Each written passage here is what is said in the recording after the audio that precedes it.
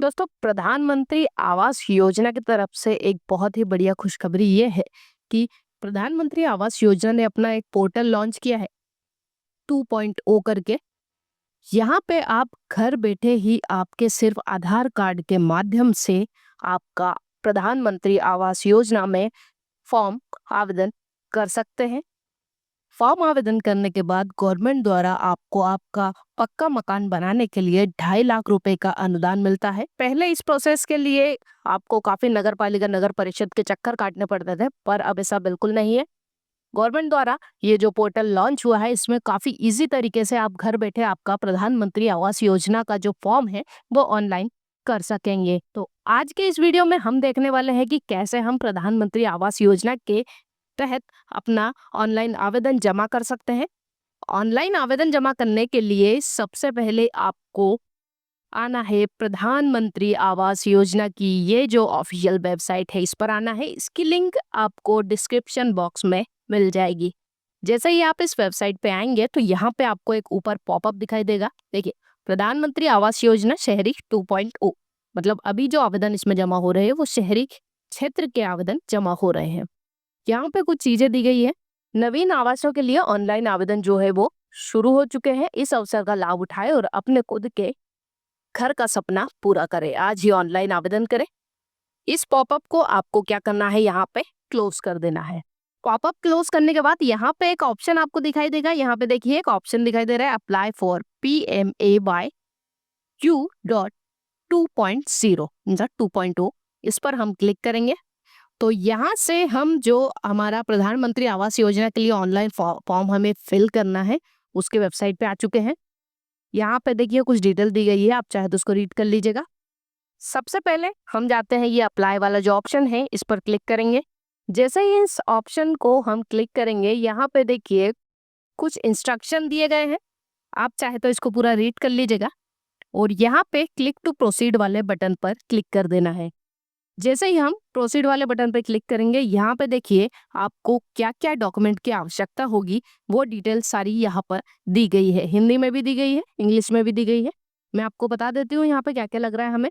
प्रधानमंत्री आवास योजना में फॉर्म डालने के लिए सबसे पहले आधार विवरण, आधार संख्या होना चाहिए, आधार के अनुसार नाम, जन्म तिथि, मतलब सबसे पहले आपका आधार कार्ड आपके पास कंप्लीट होना चाहिए। परिवार के सदस्यों का आधार विवरण चाहिए इसमें। आवेदक के सक्रिय बैंक खाते का विवरण लगेगा, जिसमें बैंक खाता संख्या, बैंक का नाम, IFSC कोड सभी डलेगा। आय प्रमाण पत्र होना चाहिए आवेदक का, और यदि SC ST और OBC का मामला है तो वहां पर आपको जाति प्रमाण पत्र की भी आवश्यकता पड़ेगी। अगर आप जनरल कैटेगरी के हैं तो आप इसको छोड़ सकते हैं। लास्ट ऑप्शन यहाँ पे आ रहा है भूमि दस्तावेज का। आपकी जमीन से जुड़ा आपका जो भी डॉक्यूमेंट है, रजिस्ट्री वगैरह है, वो यहाँ पे आपको तो ये सारे डॉक्यूमेंट आपको प्रधानमंत्री आवास योजना का ऑनलाइन फॉर्म करने में लगेंगे। इन सबको पहले रेडी रखिएगा, फिर आप तो यहाँ पे हम इसको प्रोसीड कर देते हैं। ये जो प्रोसीड का बटन है, इस पे हम क्लिक करेंगे। जैसे ही हम यहाँ प्रोसीड वाले बटन पे क्लिक करते हैं, यहाँ पे ऑप्शन खुलता है एलिजिबिलिटी चेक का, मतलब आप इस योजना के लिए पात्र है या नहीं, यहाँ पे हमें चेक करना है। सबसे पहले आपको आपकी जो एनुअल इनकम है वो यहाँ पे डाल देनी है। जैसे मैंने ये जो आय प्रमाण पत्र पे आपकी एनुअल इनकम डाली है वही यहाँ पे डालेगी। नेक्स्ट ऑप्शन आता है सिलेक्ट मिशन कंपोनेंट, मतलब आप आपका जो कच्चा मकान है उसको तोड़कर पक्का बनाना चाहते हैं तो फर्स्ट ऑप्शन क्लिक करिएगा। अगर आपके पास जमीन नहीं, आप जमीन खरीद के फिर उस पर मकान बनाना चाहते हो, सेकेंड ऑप्शन आएगा। और यदि आपके पास जमीन भी नहीं है, आप लोन से जमीन लेके फिर उस पर मकान बनाना चाहते हैं तो थर्ड वाला ऑप्शन क्लिक कीजिएगा। ये हो गए अपने कंपोनेंट। फिर ऑप्शन आता है कि क्या आपके पास आपका स्वयं का इंडिया में कहीं पक्का मकान बना हुआ है। यदि यस है तो यस करेंगे, नहीं है तो नो करेंगे। इसको हम नो कर देते हैं। फिर ऑप्शन आता है कि आपने लास्ट 20 ईयर में हाउसिंग स्कीम के अंतर्गत सेंट्रल हो या स्टेट हो कोई बेनिफिट लिया है, तो इसको भी हम नो कर देते हैं। एलिजिबिलिटी चेक वाले ऑप्शन पे क्लिक करेंगे तो यहाँ पे हम एलिजिबल हो चुके हैं हमारे आवास के फॉर्म को डालने के लिए। तो यहाँ पे जो हमारा ऑप्शन खुला है आधार ऑथेंटिकेशन का, फर्स्ट वाला जो ऑप्शन है यहाँ पे कैंडिडेट का आधार कार्ड डलेगा। सेकंड जो ऑप्शन है उसमें आधार कार्ड में जो स्पेलिंग लिखी है, नाम लिखा है, वो एज पर यहाँ पर डालना रहेगा। तो हम यहाँ पे डिटेल डाल देते हैं फटाफट। आधार नंबर और आधार की डिटेल डालने के बाद नीचे एक चेक बॉक्स दिया है, इसको क्लिक करना है और जनरेट ओटीपी वाले ऑप्शन पे क्लिक कर देना है। जैसे ही हम जनरेट ओटीपी वाले ऑप्शन पे क्लिक करेंगे, यहाँ पे आपके आधार पे जो रजिस्टर्ड मोबाइल नंबर है उस पर एक ओटीपी रिसीव होगा। यहाँ पे हमें इसे पॉपअप को ओके करना है। यहाँ पे हमें अपना ओटीपी डाल देना है। ओटीपी हम यहाँ पे डाल देते हैं। ओटीपी डालने के बाद नीचे बटन दिया है सबमिट वाला, इस पर क्लिक कर देना है। तो यहाँ पे ओटीपी हमारा जो है वो वेरीफाई हो चुका है। यहाँ पे आधार से रिलेटेड आपकी जो डिटेल है वो ओपन हो जाएगी। देखिए यहाँ पे ये 4 चीजें दी गई हैं, 5 चीजें दी गई हैं। तो ये 5 डिटेल हम जब भरेंगे जब हमारा पीएम आवास का कंप्लीट फॉर्म फिल होगा। सबसे पहले आती है पर्सनल डिटेल, फिर आएगी फैमिली मेंबर डिटेल, उसके बाद नेक्स्ट आएगी household detail, address detail, then last bank detail. तो सबसे पहले हम पर्सनल डिटेल वाला ऑप्शन है इसको फिल कर लेते हैं। पर्सनल डिटेल वाले ऑप्शन में सबसे पहले हमसे पैन कार्ड मांगा गया है। यदि आपके पास पैन कार्ड है तो आप यहाँ डाल दीजिएगा, नहीं है तो कोई दिक्कत नहीं। नेक्स्ट ऑप्शन आता है डेट ऑफ बर्थ का, तो यहाँ पे आपको आपकी डेट ऑफ बर्थ फिल करनी है पूरी। अगला ऑप्शन है यहाँ पे मोबाइल नंबर का, तो आपके पास जो मोबाइल नंबर चालू है वो यहाँ पे आपको डालना रहेगा। मेल आईडी यदि आपके पास है तो यहाँ पे डाल दीजिएगा। नेक्स्ट ऑप्शन आता है जेंडर का, यहाँ से सिलेक्ट कर लीजिएगा मेल फीमेल जो भी है। फिर नेक्स्ट ऑप्शन हमारा आता है मैरिटल स्टेटस, मतलब विवाहित है, अविवाहित है, सिंगल है, डिवोर्सी है, विडो है, जो भी है यहाँ पे हमें सिलेक्ट कर लेना है। अगला ऑप्शन आएगा यहाँ पे फादर्स नेम इज पर आधार, मतलब आपके पिताजी का नाम डलेगा पर उनके आधार पर जो स्पेलिंग है सेम यहाँ पर डिटेल डालनी रहेगी। तो फादर नेम डालने के बाद पिताजी का जो आधार संख्या है वो यहाँ पे डलेगी।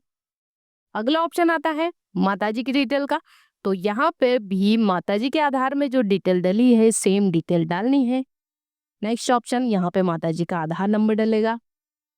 थोड़ा सा नीचे स्क्रॉल करेंगे हम, अगला ऑप्शन आता है रोजगार की स्थिति, तो सेल्फ एम्प्लॉयड है, सैलरीड है, रेगुलर मजदूरी पे आप काम करते हैं, लेबर है, नॉट एम्प्लॉयड है, अदर है, जो भी है यहाँ से सिलेक्ट कर लीजिएगा। ऑप्शन सिलेक्ट करने के बाद अगला ऑप्शन आता है आपका ऑक्यूपेशनल का, कि आप अगर सेल्फ एम्प्लॉयड है तो क्या काम कर रहे हैं, लेबर है क्या काम कर रहे हैं। तो यहाँ से आपको जो लिस्ट दी गई है यहाँ से सिलेक्ट कर लेना है। लिस्ट सिलेक्ट करने के बाद नेक्स्ट ऑप्शन आता है रिलीजन का, हिंदू, मुस्लिम, सिख, क्रिश्चियन, सिख जो भी है आप यहाँ से सिलेक्ट कीजिएगा। अगला ऑप्शन आता है कैटेगरी का, SC ST OBC जनरल, आप किस कैटेगरी में आते हैं यहाँ से सिलेक्ट होगा। लास्ट ऑप्शन यहाँ पे दे रहा है हमें एजुकेशन क्वालिफिकेशन का, तो जो कैंडिडेट है जिसका आवेदन आप कर रहे हैं उसकी एजुकेशन क्या है वो यहाँ से सिलेक्ट आपको कर लेना है। यदि पूर्ण रूप से अनपढ़ है तो नो एजुकेट वाले ऑप्शन पे सिलेक्ट कर लीजिएगा। नेक्स्ट ऑप्शन यहाँ पे लास्ट में ये दे रहा है कि क्या आप PM स्वनिधि, भवन और निर्माण श्रमिक, आंगनवाड़ी कार्यकर्ता, PM विश्वकर्मा के तहत कारीगर, सफाई कर्मी, इस किसी भी योजना में से किसी भी प्रकार के लाभार्थी हैं तो यस करेंगे, नहीं है तो नो कर देंगे। ये सारी डिटेल यहाँ पर सही सही फिल करने के बाद सेव एंड कंटिन्यू वाले बटन पर आपको क्लिक कर देना है। तो यहाँ पे हमने अपनी जो पर्सनल डिटेल है उसको सभी को फिल करके सेव एंड नेक्स्ट कर लिया है। अब यहाँ पे हमारा जो नेक्स्ट ऑप्शन आता है यहाँ पे फैमिली मेंबर की डिटेल हमें फिल करनी रहेगी। तो फैमिली मेंबर की डिटेल में जो फर्स्ट ऑप्शन है ये यहाँ पे कैंडिडेट का नाम आएगा। नेक्स्ट जो ऑप्शन है आपका, जो उसमें कैंडिडेट की जो जन्म तारीख है वो डलेगी। रिलेशनशिप विद एप्लीकेंट यहाँ से सिलेक्ट कर लेना है हमको। नेक्स्ट ऑप्शन आता है जेंडर का, मेल फीमेल जो भी वो डालिएगा।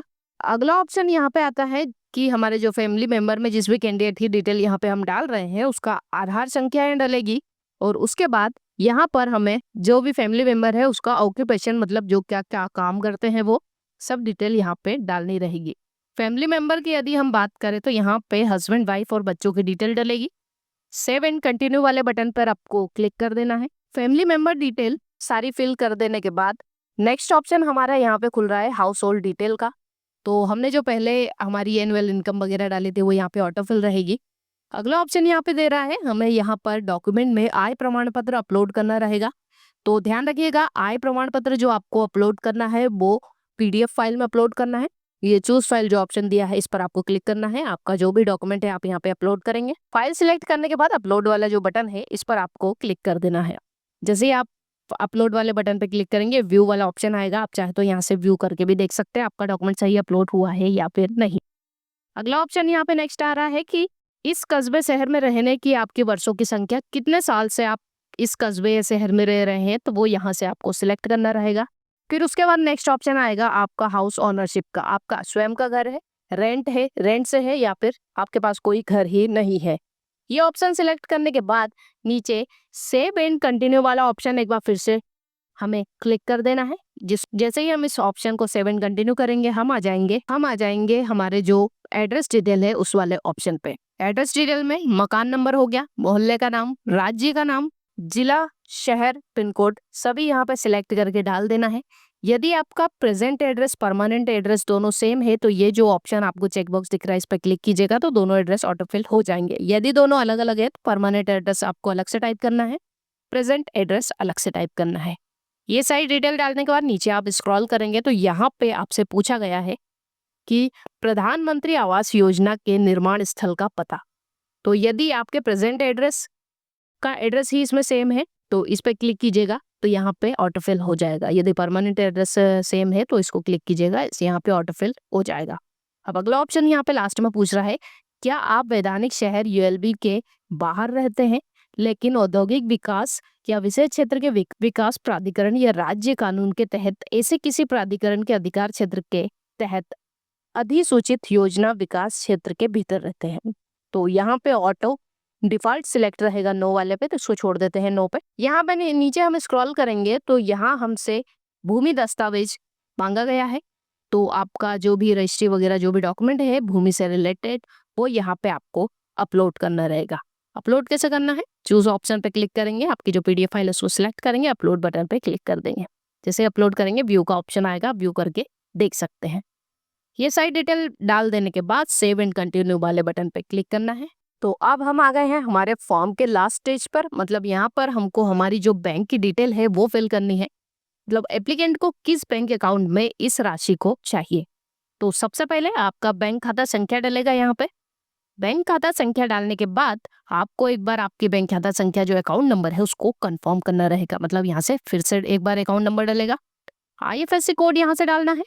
यदि आपके पास आईएफएससी कोड नहीं है तो आप नॉर्मल गूगल पे आपकी ब्रांच का नाम लिख के सर्च करें, आईएफएससी कोड आपको मिल जाएगा। यहाँ पर आईएफएससी कोड डाल देने के बाद गेट बैंक डिटेल वाले ऑप्शन पे आपको क्लिक करना है। जैसे मैं आपको एक बता देती हूँ, यहाँ पे हमने एक आईएफएससी कोड डाला है, जैसे ही गेट बैंक डिटेल पे हमने क्लिक किया तो यहाँ पे बैंक का नाम और शाखा आ गई है। तो इस प्रकार से आपको आपका आईएफएससी वेरीफाई कर लेना है। ये सारी डिटेल डालने के बाद नीचे स्क्रॉल करेंगे तो यहाँ पे पूछा गया है कि क्या आप अपने किसी केंद्र राज्य प्रायोजित योजना जैसे अमृत 2.0, SBMU 2.0 या एनओएलएम हो गया, एनएचएम हो गया, ये जो मुफ्त बिजली योजना, आयुष्मान भारत उज्ज्वला योजना आदि के तहत लाभ उठाया है। यदि उठाया है तो यस करेंगे, नहीं उठाया तो नहीं करेंगे। तो यहाँ पे हमने अभी इसमें से कोई भी योजना का लाभ नहीं उठाया तो हम नो कर रहे हैं। अगर आप इसमें से किसी योजना का लाभ ले चुके हैं तो उसको यस करेंगे। नीचे एक डिक्लेरेशन दिया है, इसको क्लिक करेंगे और ये जो फाइनल सेव वाला बटन है इस पर हम क्लिक कर देंगे। तो यहाँ पर हमारा जो प्रधानमंत्री आवास योजना का जो फॉर्म है वो रजिस्टर्ड हो जाएगा। इसके बाद जो 2025 में आवास योजना की नई लिस्ट निकलेगी तो उसमें आपके नाम को भी सम्मिलित कर दिया जाएगा। तो नगर पालिका, नगर निगम जो भी आपका लगता है वहां से आपके जो 2.5 लाख की राशि का फॉर्म है वो आगे कंटिन्यू कर दिया जाएगा। तो कुछ इस प्रकार से आप आपका प्रधानमंत्री आवास योजना का जो अर्बन शहरी क्षेत्र का फॉर्म है वो जमा कर पाएंगे घर बैठे बिना किसी दिक्कत के। यदि आपको वीडियो से रिलेटेड कोई भी क्यूरी हो, कोई भी क्वेश्चन हो तो आप कमेंट्स बॉक्स में डाल दीजिएगा, आपको उसका जवाब जरूर मिल जाएगा। और आपको अगला वीडियो किस टॉपिक पे चाहिए ये भी आप कमेंट बॉक्स में डाल के सजेस्ट कर सकते हैं।